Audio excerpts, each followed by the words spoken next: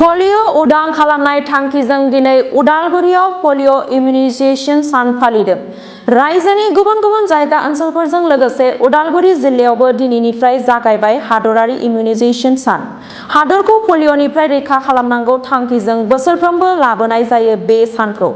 28 जुननिफ्राय 30 जुनसिम immunisation सानखौ फालिनाय जायो। दिनै उदालगुरि गुदि खोन्दो सावस्रि मिरुआव पलिअ अभियान हाबाफारिखौ बेखेवनानै होयो बिटिसिनि इएम प्रेस मोसाहारिया। लोगोसेयैनो बाहागो लायो doctor Ranubala Das, doctor Muktar Hussain, doctor Ajanta Bordoloi आरो नमन सिंह गयारी बिथांमोना।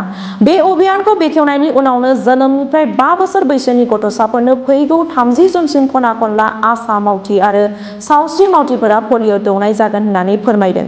फैगौ 30 जुनसिम जिल्लानि गासै 1,02,800 गथ'साफोरनो पलिअ दौनाय जागोन होननानैबो मिथिहोयो।